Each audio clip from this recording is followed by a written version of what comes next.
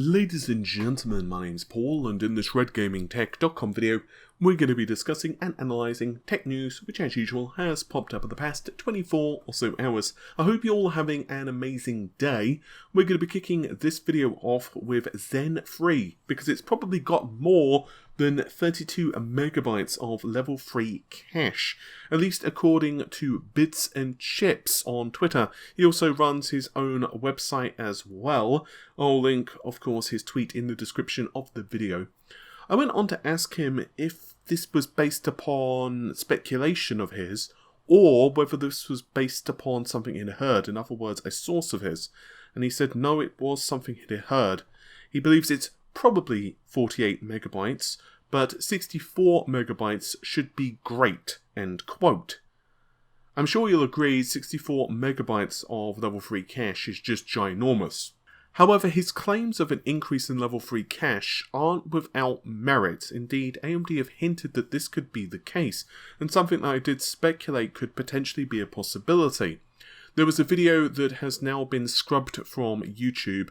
It was titled Innovator Insights AMD EPYC for High Performance Computing Workloads. It was basically a video of a conference that AMD were putting on regarding what their plans were for the server processors for high performance computing and so on and so on. But this video obviously wasn't meant to be uploaded to the internet or was made public way too early, because this particular video had several slides which gave insight into upcoming architectures which AMD probably didn't mean for the public at large to have access to yet. And one of those slides was a diagram, and I say it in such a tone, because quite frankly it's not exactly a super in-depth diagram, of the Zen 2 chiplets found in Rome versus the chiplets found in the Zen 3 architecture in Milan. And if you notice that the level 3 cache layout is definitely different. Essentially, with Zen 2, we have two slices of level 3 cache, which of course is divided up amongst the processor cores. This is not the case with Zen 3, and it looks like it's one contiguous block of cache. Furthermore, you'll also notice that it states 32 plus megabytes, which is obviously an indicator that it could be more. It'll be fascinating to see what AMD's strategy is though with Zen 3. For example, will we see Ryzen 4000 only have 32 megabytes of level 3 cache, whereas Milan, aka the server chips, have the increased amount of level 3 cache, or will it simply be identical across the board? Obviously that's essentially what AMD are doing now with Zen 2. Yes, they do bin the chips for lower power consumption, better clock frequencies and so on. So chips which require less power to use, they'll put those of course on Rome CPUs and so on and so on. And now we're going to move over to a whole bunch of Intel news, including the almost entire 10th generation Comet Lake CPU lineup has leaked online thanks to WCCF Tech. Comet Lake, of course, will bump the core count for the mainstream Intel CPUs up to 10 cores and 20 threads, thanks to the i9-10900 CPUs. And as I mentioned, the almost entire lineup has been leaked online. We're going to start things out though with the platform details. There are no real surprises here with the basic platform details anyway. Support for up to 10 processor cores for enhanced performance, we'll get more into that in a moment. Up to 30 PCIe high-speed I/O lines for port flexibility. There are 40 PCIe 3.0 lanes. There are 16 from the CPU and a further 24 from the PCH. I don't think many people exactly expected PCIe 4 support from Comet Lake, and if you did, well, you're going to be disappointed. Honestly, not a big deal for discrete GPUs. It's probably going to impact storage devices more over the next couple of years anyway. We'll have to wait and see if a GPU in, let's say, 2020 happens to take further advantage of this. The only potential reason I can see PCIe 4 becoming more important for the GPU side of the equation anyway is, of course, the next generation of games is said to really push a lot more streaming from the SSD. Microsoft are pushing that as well for texture streaming for DirectX 12, so that could impact bandwidth requirements, high resolutions and high frame rates with high performance GPUs, but I don't think that that's going to be a big deal for a couple of years. Obviously, they're also pushing things such as the media and display features for, quote, premium 4K content. Not really a big deal for those using a discrete GPU, but if you're using the iGPU, obviously that's going to be a bit different. There's enhanced core and memory overclocking support. Would love to know what the differences are compared to, let's say, the current Comet Lake lineup. And we also see integrated USB 3.2, Gen 2, 10 GBS support. There's also Intel Wi-Fi 6 support, and so on and so on. Most of that is kind of what we expected. No real major surprises there, to be totally honest. While we're on the subject, however, of the platform, I'd also like to bring your attention to the Coffee Lake S to Comet Lake S LGA package and socket. There are several interesting takeaways from this. For one, it's a confirmation that we will see an increased pin count from 1151 to 1200. According to Intel, this is because Comet Lake LGA improves power delivery and also supports future incremental I/O features. Very curious what the incremental I/O features would be. Unfortunately, there's no further details concerning that. Pin 1 orientation apparently does remain the same as the current LGA 1151. However, the keying has shifted left, and you can clearly see that. Basically, this means that the size of the socket is identical, so that's great news if you have like a good AIO or you've got a water cooling setup, so on and so on. But you can't plonk a, let's say, 9900K in an LGA 1200 board, and you also can't put in a 10900 into a Z390 because literally the plastic on the socket itself is differently shaped, and, well, there's also a different pin count as well, which would probably be bad. I would not be surprised if people start trying to use converters and start messing around with that, though. There is no differences in the dimensions, thermal solutions, that was what I mentioned. Intel have also demonstrated that they're going to be manufacturing two types of Comet Lake die. One is 10 cores, which of course will also be used for the 8-core CPUs, and there is also a second variant which will be used in 6 processor cores or fewer SKUs. According to Intel's own slides, the multi-threaded compute is about 18% improved compared to Coffee Lake RS, and Windows applications is around 8%.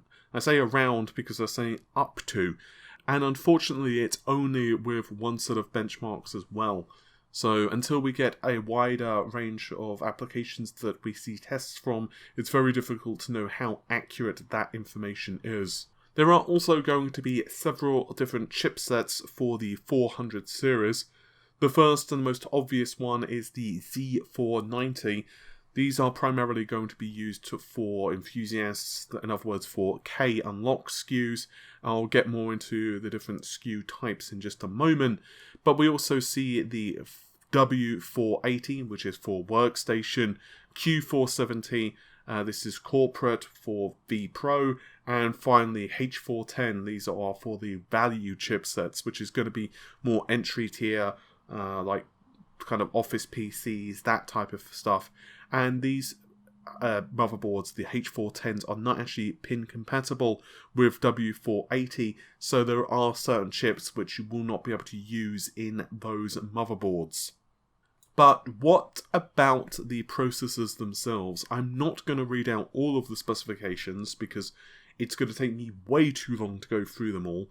And I'm also going to focus on the Core i9 CPUs, although right off the bat, the Xeon processors you can see do go up to 10 processor cores and 20 threads with 20 megabytes of level 3 cache. You can see that the turbo frequency here is up to 5.1 gigahertz, and the TDP for this CPU is 80 watts.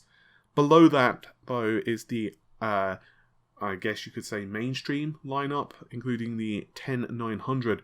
Unfortunately, the processors that are listed here are for more the business areas of the market and not for gaming / enthusiasts, which means that the K CPUs are missing.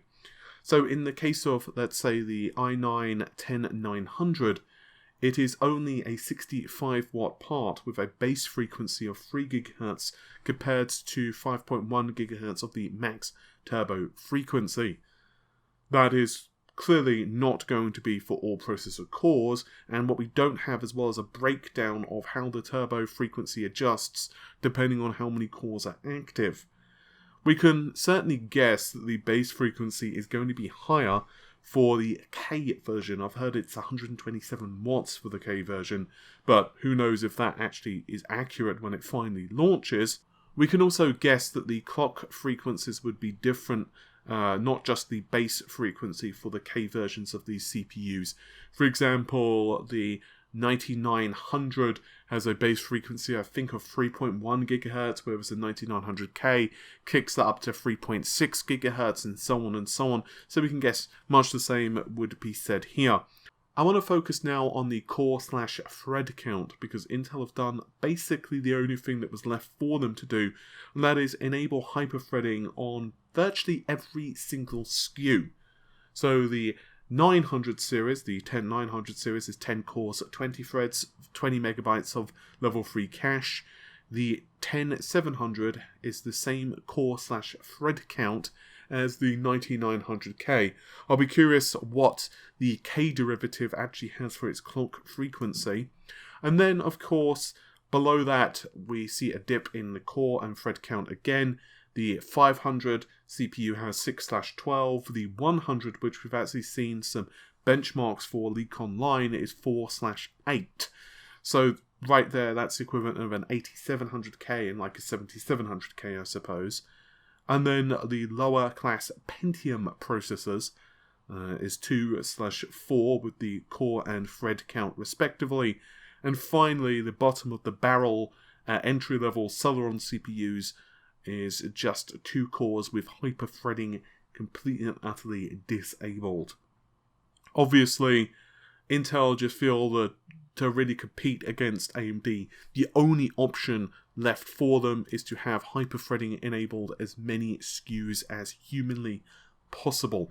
And honestly, I think that's great for us as consumers, but the big question is how Intel will be able to take on AMD.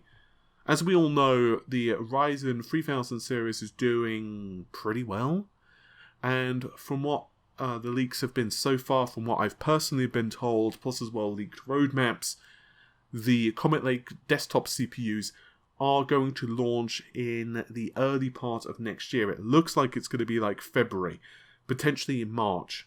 So that's obviously around 4 months from now, which is quite a long time. And I suspect about that period, let's say March, we're probably going to start hearing a lot more detail concerning what Zen 3 is exactly going to be made of, what AMD's targets are going to be. Once again, my own leaks tell us it's got at least an 8% IPC gain, and the engineering samples are around 200 MHz faster. My point is that by the time the Comet Lake launches, Zen 3 is not going to be that much further into the future.